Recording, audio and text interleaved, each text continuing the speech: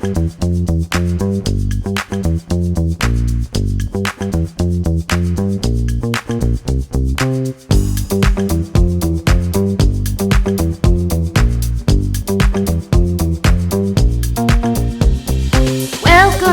to the Glen Alex Show,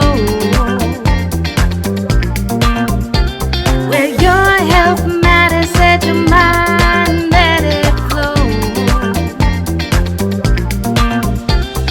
Joyful, connected, confident, complete. Let Glen Alex help you back on your feet. The Glen Alex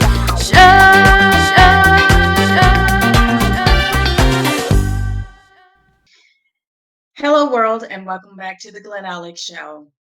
Our mission is for you to be joyful, connected, confident, and complete.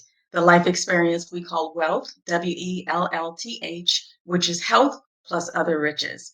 I'm Glen Alex, the wealth counselor, licensed clinical social worker, and author of Living in Total Health. And my life's work is about health because healthy people are more genuine, healthy people are more loving, and healthy people are more giving. Let me repeat myself. Physically, mentally, emotionally, and spiritually healthy people do not intentionally harm self or others. Let that sink in, folks. All the abuse, the deceit, manipulation, and violence going on in our world right now is not perpetrated by healthy people. The perpetrators are unhealthy people who have voids in their lives that they fill with harm. Healthy people, I do believe, are the key to healing the world's wounds and uniting us. So, with that said, please help me welcome uh, my guest, Liz Ortenburger. I hope I said that correctly. You did great. Okay, to the Glen Alex Show. Hello. Hello, and thank you for having me. Oh my gosh, thank you so much for making time. How are you doing today? Oh, good. Good for a Good. Monday. Right? Okay, so please introduce yourself to the audience. Yeah, so my name is Liz Ortenburger, and I'm the CEO of SafeNest, which is a large domestic violence agency located in Clark County, Nevada. And while we're in Clark County, we serve almost our entire work is in Clark County, but we do serve some of the other places in Nevada as well. Okay, great, great. And how long have you been with SafeNest? Almost 4 years. Okay, okay. And about how this just came to me, about how many people per year do you serve? Anywhere from 25,000 to 30,000 domestic violence victims each year. We also work with batterers and children affected by the epidemic of domestic violence. So your opening struck me because a lot of the work we do, particularly with children in domestic violence households, is just that. You know, unhealthy household is unhealthy kids, and unhealthy kids perpetrate the cycles, right? So 76% of kids growing up in a domestic violence household will repeat that cycle as victim or as batter. So that Um, it's generational. Absolutely. I'm sorry. I was just blown away by that number. I didn't expect 25,000 or more. Yes. Yeah. That Yes. is a lot of violence, people. Wow. Okay. So just can you just give a real clear definition of what domestic violence is? Sometimes people will hear that and Yeah. you know it can be vague. So I want Right. people to clearly understand what it is. Yeah, so domestic violence at its purest sense is any time one person in a relationship is using power and control against another party in the relationship. So domestic violence can be interrelational in a family. It can be between a husband and a wife. It can be between a boyfriend and a girlfriend. It can be between two homosexual partners.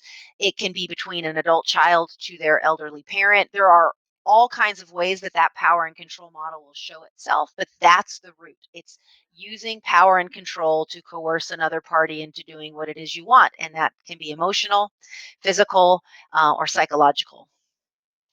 Absolutely, absolutely. And in the work that I did in domestic violence in another state, I too worked with both the battered women and the batterers. I didn't work with the children as much, but people tend to think that um, it they don't understand what leads to the actual physical violence. Right. Can you speak a little bit to that? Because if I'm on a date with someone and the first thing they do is slap me, then that's the end of Yeah. that date, right? It Right. it doesn't start there. No, it doesn't. Yeah, and one of the things that we do for a lot of our victims who are survivors who are walking now, ready to sort of go into new relationships, is to talk about what are those early warning signs, whether you choose to return to your abusive partner who may have also sought treatment, or find a new partner. You need to understand what the signs are that lead down that path, right? So some of the things, early things that we talk to folks about, the phrase that you hear a lot now is gaslighting, right? So anytime you Mhm. have an opinion, you're just bombarded with with an opinion from the other side that just basically wears you down, and you either adopt the other opinion or just stop the conversation. That's a really great early warning sign of an unhealthy dynamic.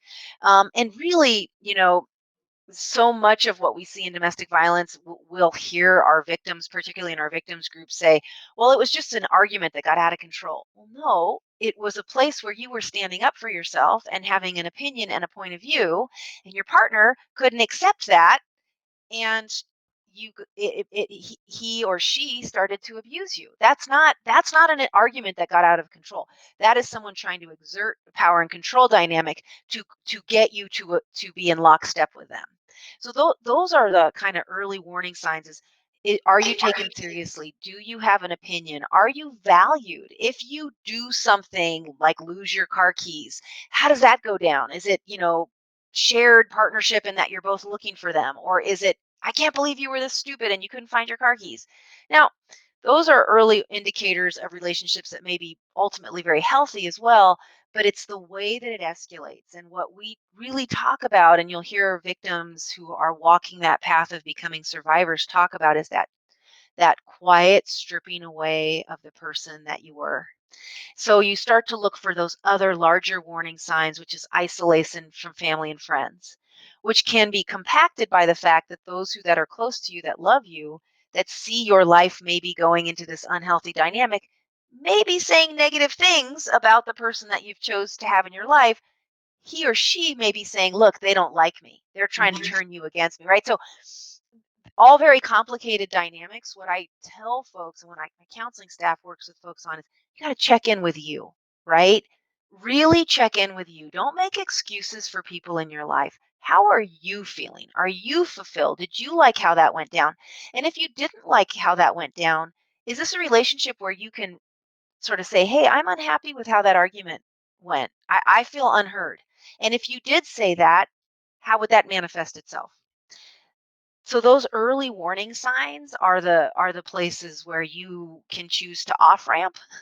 A lot of great survivors in domestic violence who are incredible women, because primarily 85% of domestic violence victims are female. They take on the batterer's baggage, right? So as I told you up front, 76% of kids coming out of domestic violence households repeat the cycle as victim or as batterer. Well, if I'm growing up in that household as someone who may potentially be a victim, I probably saw my mom or the female role in that relationship take on a lot, right? Right. And there's some really fascinating studies coming out around this, particularly in Black communities, where the matriarchal member, that grandmother that everyone gravitates around, how much she takes on, how much toxic stress she takes on, that may include abuse in that relationship, because she's the one, she just has this ownership of the glue that she's holding this family together. And if you're witnessing that as a child growing up in that, you think that then it can be your role, Yeah. and that the abuse is just part of how it all goes. But your job is to fix the abuser, fix the abuser. Yes. So there's all of these dynamics that go into what can create a very easy journey into the world of being in an incredibly unhealthy relationship. That's some really good information, and you put it in a way that was easily understandable. So I'm hoping people who are hearing this will start to have a deeper insight and understanding of what domestic violence is, and get out and support and help the cause. I really want that. So tell me what impact the shutdown has had on domestic violence.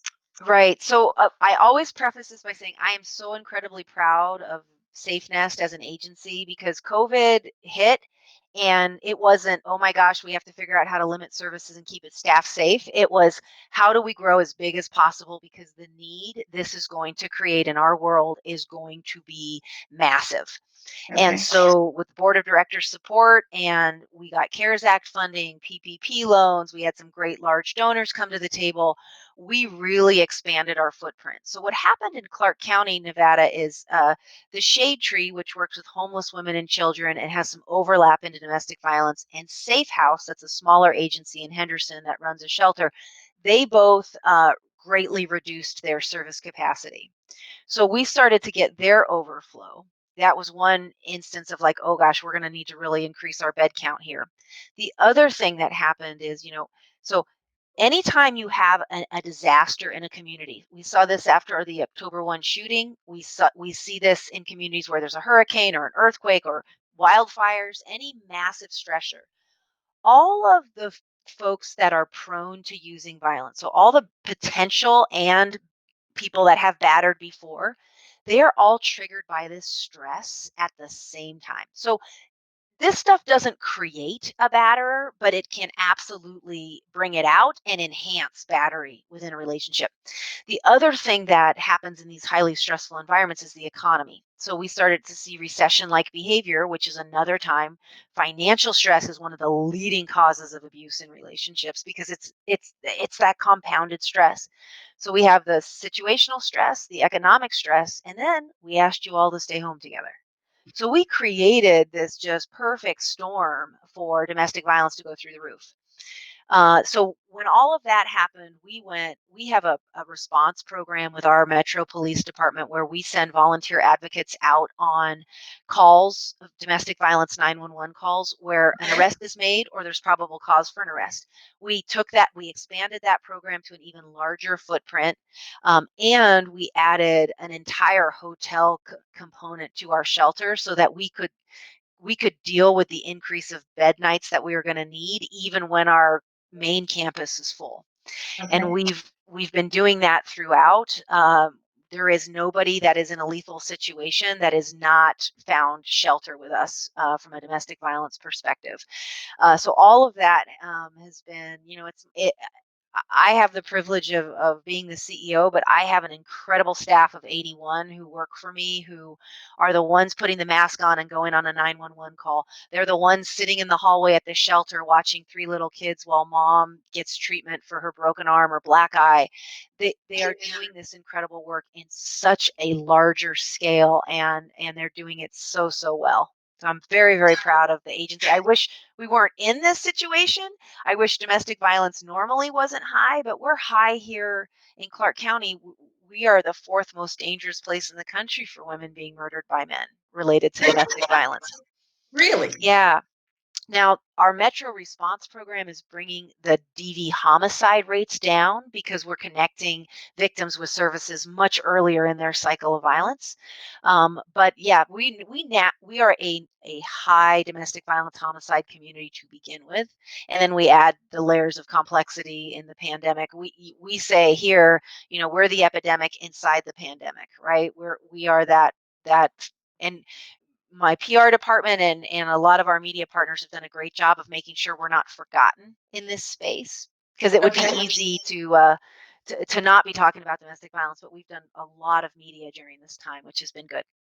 Well, it there was so much focus on COVID and masks and staying home and the financial ruin that, yeah, we need to pay more attention to the problems that the shutdown has caused for domestic violence and suicide and abuse in general. So that's why Right. I wanted to have this episode. Just, do you have a number of how many women in Clark County are murdered by their partners? So our average in Clark County every year is about 24. 24 to 28, kind of vacillate between those two numbers. And last year it was only 16. And the big reason for that is, so I can tell you the places that we piloted our Metro Response Program. One's the northwest part of our city. They on average would have 5 homicides a year related to domestic violence. When we've had the program there now for 3 years, they're averaging 1. So we've taken that from 5 to 1. The same with the Spring Valley corridor. They would have on average 6 to 7 DV homicides a year. We've done the same thing. We've got that to 1, the average of 1. So we're doing the right kind of work. But, one of the overwhelming realities to domestic violence and homicide is guns. 80% of our clients victims of homicide related to domestic violence are murdered by a firearm. And we have incredibly loose firearm laws. We now see where we have the municipalities of North Las Vegas, and Henderson have actually written more lenient DV criminal code because they can't take the gun away without a jury trial, because our Supreme Court weighed in on removal of firearms from homes. So it gets very politically complicated. But if we truly want DV homicides to be 0, which is what I think we work for every single day, we at some point as a state are absolutely going to have to tackle this idea that guns do not kill domestic violence victims, because they absolutely do. 80% of the time, it's a gun. Okay. Wow. That's scary. Yeah. That's scary. Which is one of the reasons why when we're doing safety planning with clients, if there's a gun in the home and you've been threatened with that weapon and there's recent job loss, that is almost the perfect storm for homicide, right? When we look at national data around when homicide occurs, the gun that it's already been threatened against you, and the loss of a job can be absolutely, they're huge red flags. The only other thing that we add to that is if you've been strangled as any part of your domestic violence. Those are sort of the massive red flags we look for in the field to get people safe immediately. Okay. Well, speaking of guns, I've come across a couple of articles that connect domestic violence to mass shootings. Yes. One article said at least 60% of the mass shootings where it involves 4 or more victims are related to domestic violence in some way. Right. So what we're talking about when we're talking about batters, a lot of the conversation has got to get louder, and it has to get more well researched. The problem with how the US has tackled domestic violence is we've sort of said, okay, there's a tumor here, but we're not going to deal with this tumor. We're just going to deal with the symptoms of the tumor. I mean, even when we think about the name Violence Against Women's Act, we didn't say, let's tackle toxic masculinity and make this world safer for everybody. We said, oh, let's deal with the violence against the women. We didn't talk about the primarily men that are perpetrating this world, right? So right. 85% of our victims are female, and 85% of our perpetrators are male. But how much funding goes to understanding that male batterer and the world in which that they are? No one is born saying, "Oh my gosh, I hope someday I really get to abuse my partner in life that I want to love." This is a learned behavior, and toxic masculinity, and more research is starting to come out around it. And there has been research for years, just not in a large sense. It's not fully understood. And so because we don't understand it, we don't do anything about it. And because it deals with men, there is a hesitancy within the domestic violence movement, and I see this amongst my peer agencies, to say, oh, we can't shift focus from the women. We can't shift focus from the women. I'm going, but wait a second. This is as if we were cancer victims saying, I'm just going to deal with the symptoms of your cancer. I'm not actually going to want to understand the tumor, remove the tumor, or why the tumor got there to begin with. So we've been short-sighted, I think, really since the 90s on how we actually start to look at large-scale, meaningful change in this space. And Clark County is as much to blame. The school district is as much to blame in this as anyone else. We can't go in there and teach healthy relationships curriculum to young men and young women. There are so many covenants on what we're able to speak about. And, teenagers, you're not talking honestly to them. They've tuned out. So if we really want wide sweeping change, it's the idea of understanding all of these things. And then how do we have conversations with young people? Because we can do all of the work with victims and batterers. But the fact is that's all secondary because the abuse has already happened.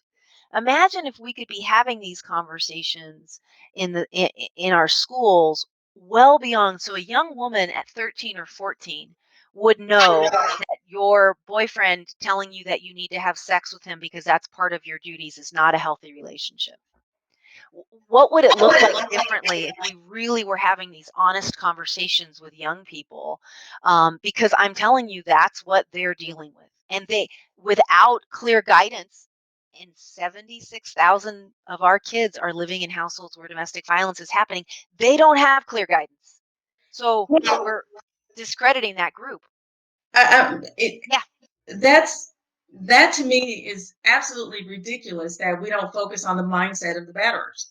I right. mean, that is at least half of the problem. I mean, it's one thing, yes, to help the primarily women who are victimized. Have services for the children. I mean, those things are important. You're not going to stop it though Right.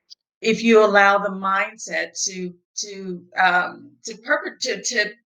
just go. I can't even speak. Yep. It drives me crazy because a lot of my work is about the mindset, because it is the mindset that creates our beliefs and our choices and our behaviors. Yep. So if you don't address that with people who use violence to get their way, how are you going to fix it?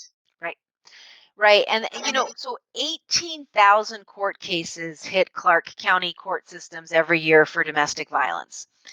And part of the drawback that we see is we deal with all 18,000 of those batters, aside from the felons, in pretty much the same way. So I can't discern whether or not this was a relationship. They didn't have good conflict resolution skills. Somebody pushed somebody, and here we are, versus this is pretty severe. She's here with us with a broken nose and two black eyes, and she's reporting this is the seventh time she's been abused in the last 2 months. Those two examples that I'm giving you are treated exactly the same in our court system. So there is sort of systematic issues in this, and sometimes you sit down and you try to think, well, here's the spaghetti bowl. Where are the answers? By far, the easiest answer for all of this is to invest in our young people, particularly our young people who are identified to be in domestic violence households. And we've partnered with CCSD on legislation in that space, but really what has to come behind that is the funding and the work to be able to work with those young people in a larger way. And we work so federal funding that comes into domestic violence agencies like ours is almost 100% earmarked for victims, which we get frustrated with because we say, what about the prevention side of this? Yes. So prevention side is really privately funded, privately raised dollars.